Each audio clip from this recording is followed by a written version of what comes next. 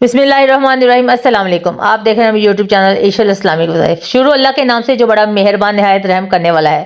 چلتے پھرتے یہ یاد پڑتا رہا کریں، جو اولاد کی ترقی دیکھ کر دنیا کی حیران ہو جائے گی۔ حضرت علی رضی اللہ عنہ نے فرمایا، اگر تم یہ جان لو اس آیت میں کیا چھپا ہے تو تم کبھی اسے نہ چھوڑو۔ محترم ناظرین اور سامعین، اللہ تعالیٰ نے اولاد اور والدین کا رشتہ ایسا بے لوث رشتہ بنایا ہے جس میں والدین کی ہمیشہ سے کوشش بھی ہوتی ہے اور دعا بھی ہوتی ہے کہ ان کی اولاد ان کے ہر میدان میں محنت کرتے ہوئے آگے نکلے، کامیابیوں کے مناظر طے کرتے ہوئے سب سے آگے نکلے۔ ماں باپ کی کوشش بھی ہوتی ہے اور دعا بھی ہوتی ہے کہ زندگی کے ہر میدان میں ان کی اولاد جو ہے ترقی میں زیادہ سے زیادہ آگے بڑھے اور سب سے زیادہ کامیابی حاصل کرے، سرخرو ہو، ان کا نام روشن کریں۔ تو یہاں ایک مختصر سا قرآنی وظیفہ بتائیں گے جو والدین کے لیے ہے، جو اپنی اولاد کی کامیابی کے لیے، زندگی کے ہر میدان میں ترقی کے لیے والدین سے کرنا ہوتا ہے۔ قرآنی آیات کا مختصر وظیفہ ہے۔ محترم ناظرین، اولاد اللہ پاک کی بڑی نعمت ہے۔ ہمارے نبی پاک صلی اللہ علیہ وسلم کے جد امجد حضرت ابراہیم علیہ السلام نے اللہ سے دعا کی۔ پارہ نمبر 23 سورۃ وصف آیت نمبر 100، ربی حب لی من الصالحین، الہی مجھے نیک اولاد دے۔ اللہ نے فرمایا، پارہ نمبر 23 سورۃ وصف آیت نمبر 101، ترجمہ کنز ایمان، تو ہم نے اسے خوشخبری سنائی ایک عقل مند لڑکے کی۔ معتد جگہ کی قرآنی آیات میں اللہ نے اولاد جیسی نعمت کا ذکر فرمایا۔ سورۃ مریم آیت نمبر 6، ترجمہ کنز ایمان، اے زکریا ہم تجھے خوشی سناتے ہیں ایک لڑکے کی جس کا نام یحییٰ ہے۔ اس سے معلوم ہوا نیک و صالح بیٹا اللہ رب العزت کی بڑی نعمت ہے کہ رب کریم نے اس صورت میں فرزند صالح نیک کو رحمت و نعمت بنایا، اور اس سے معلوم ہوا کہ بیٹے کی دعا کرنا سنت انبیاء ہے، مگر اس لیے کہ وہ توشہ آخرت ہو۔ ہاں، بیٹی پیدا ہونے کا غم کرنا کفار کا طریقہ ہے۔ مفسرین علماء فقہائے کرام فرماتے ہیں، یوں تو سبھی نعمتیں اعلیٰ ہیں، پر ایمان کی اور دولت کی نعمت تمام نعمتوں میں اعلیٰ نعمت ہے۔ نعمتوں کے بارے میں فرمایا الہی ہے، پارہ نمبر 13 رکوع 16 سورۃ ابراہیم آیت نمبر 33 میں ہے کہ ترجمہ کنز ایمان، اور تمہیں بہت کچھ منہ مانگا دیا، اور اگر اللہ تعالیٰ کی نعمتیں گنو تو شمار نہ کر سکو گے۔ بے شک آدمی بڑا ظالم ناشکرا ہے۔ تمہاری ہر قسم کی منہ مانگی مرادیں، کروڑوں نعمتیں تمہارے بغیر مانگے تمہیں انعام میں عطا کی گئیں، اور بہت سی نعمتیں منہ مانگے بخشی۔ ہم تمہاری ضرورتیں تم سے زیادہ جانتے ہیں، ہماری عطا ہمارا انعام تمہارے مانگنے پر موقوف کیوں نہیں کہ تمہارے ہر رکنڈے پر کروڑوں پر نعمتیں ہیں، اور جب تمہیں اپنے بالوں کا شمار نہیں تو ہماری دی ہوئی نعمتوں کا شمار کیسے ہو سکتا ہے؟ تمہاری گنتی سنکھ پر ختم ہوتی ہے اور وہاں سنکھ سے ابتدا ہوتی ہے۔ اولاد اللہ رب العزت کی بہت بڑی نعمت ہے۔ والدین کی خوبیوں کا امین، ان کے خوابوں کی تعبیر، نسلی امتداد کا محرک، آنکھوں کی ٹھنڈک، قوت بازو اور خان کی نیکیوں کی روح، اولاد ہی کا عکس جمیل ہے۔ اگر اولاد نہ ہو تو گھر اندھیرا اور سونا معلوم ہوتا ہے۔ اولاد عطا کرنے کا اختیار اللہ رب العزت کے سوا کسی کو نہیں۔ وہ جسے چاہتا ہے بیٹا دیتا ہے، جسے چاہتا ہے بیٹی دیتا ہے، اور جس کو چاہتا ہے بیٹا اور بیٹی دونوں عطا کرتا ہے۔ کسی عورت کو بانجھ کر دیتا ہے اور کسی مرد میں یہ صلاحیت نہیں ہوتی۔ پارہ نمبر 26 رکوع 5 سورۃ شعراء آیت نمبر 48-49، ترجمہ کنز ایمان، اللہ ہی کے لیے زمین و آسمان کی سلطنت پیدا کرتا ہے، وہ جو چاہے جسے چاہے بیٹیاں عطا کر دے اور جسے چاہے بیٹے دے، یا دونوں ملا دے، بیٹے اور بیٹیاں، اور جسے چاہے بانجھ کر دے۔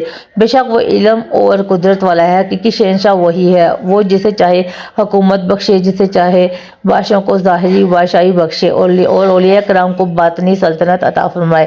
معلوم ہوا کہ اولاد محض عطائے ربانی ہے۔ قوت بڑی طاقت لوگ دولت مند اولاد سے محروم دیکھے گئے ہیں۔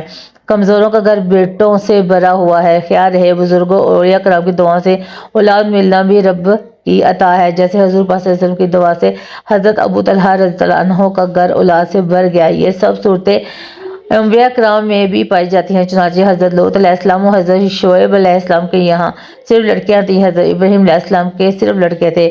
ہمارے حضور صلی اللہ علیہ وسلم کو اللہ تعالیٰ نے لڑکے اور لڑکیاں دونوں عطا فرمائی۔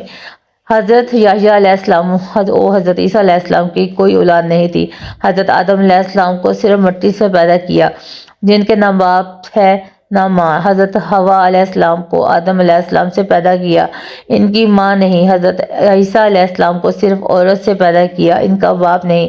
جب اولاد کی نعمت و وسائل رزق کی فراوانی، صحت و عافیت کی نعمتیں مل جاتی ہیں تو انسان تکبر اور غرور کا اظہار کرنے لگتا ہے۔ حالانکہ اللہ کی نعمتوں پر خوش ہونا یا اس کا اظہار کرنا برا نہیں، لیکن وہ تحسیس نعمت کے طور پر ہونا کہ بڑائی کے لیے۔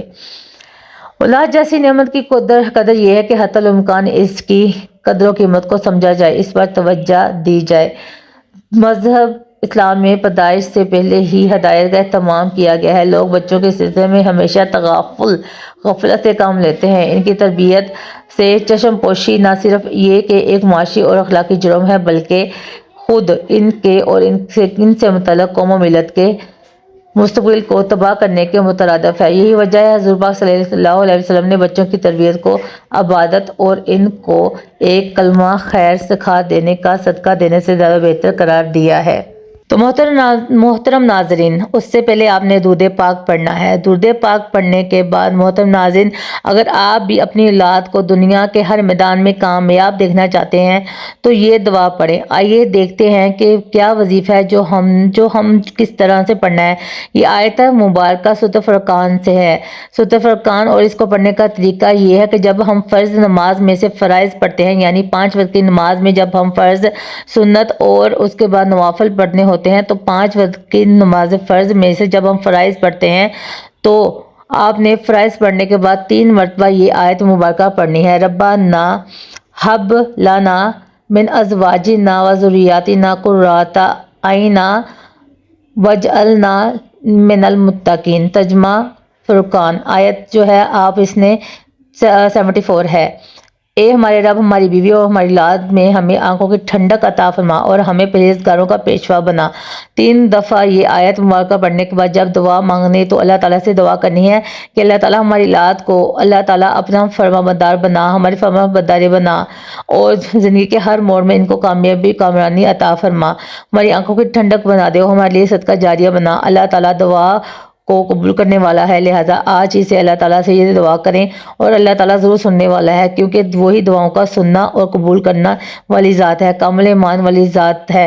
اللہ تعالیٰ کی بارگاہ میں یوں عرض کرتے ہیں، اے ہمارے رب، ہماری بیوی اور ہماری اولاد سے ہمیں آنکھوں کی ٹھنڈک عطا فرما۔ اس سے مراد یہ ہے ہمیں بیویاں اور نیک صالحہ اولاد عطا فرما کہ ان کے اچھے عمل اور ان کے اچھے اخلاق اور ان کی اللہ تعالیٰ سے یہ دعا ہے کہ رسول پاک صلی اللہ علیہ وسلم کے صدقے ان کو ہماری آنکھوں کی ٹھنڈک بنا دے۔ سورۃ الفرقان اس آیت میں ہے، اور نیک اور پرہیزگار جو بیوی ہوگی تو ظاہر ہے اولاد بھی نیک ہوگی۔